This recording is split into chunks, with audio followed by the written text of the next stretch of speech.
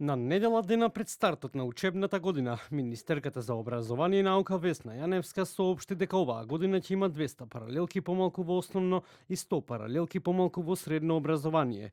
Министерката посочи дека во учебната 2026-2027 година се запишани околу 14.500 првачиња во врска со оптимизацијата на училишната мрежа заради воведување едносменска настава.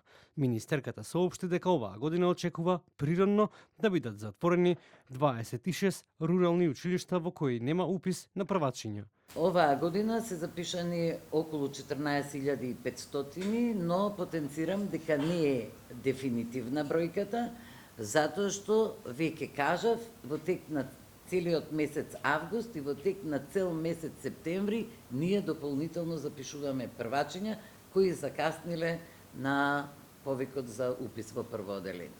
Бројката од лани е помала, но разликата, која претходно ја кажав на 4000, веќе се намалува.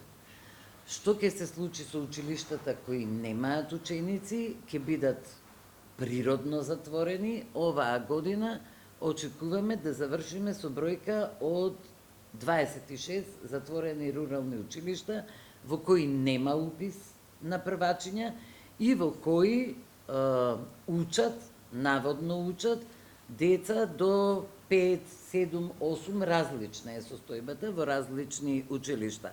Она што успеавме да го направиме, во моментот имаме околу 200 паралелки помалку во основното образование и 100 паралелки помалку во средното образование. Учениците ќе имаат учебници, тие се дистрибуирани и се наоѓаат во училиштата. Првпат годинава тоа го има завршено многу порано, пред почетокот на учебната година, изјави Министерката за образование и наука Весна Јаневска. Учебниците се веќе дистрибуирани и се наоѓаат во училиштата. За првпат годинава ние го имаме тоа завршено многу порано пред почетокот на учебната година, така да одговорот е тој, имаат учебници ученици.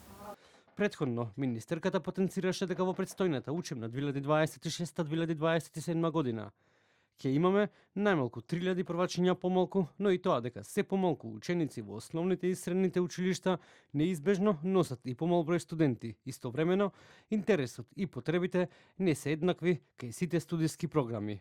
Во однос на студентскиот оброк, Министерката соопшти дека во овој момент не се планира зголемување на износот, бидејќи до Министерството нема пристигнато такво барање од студентските организации.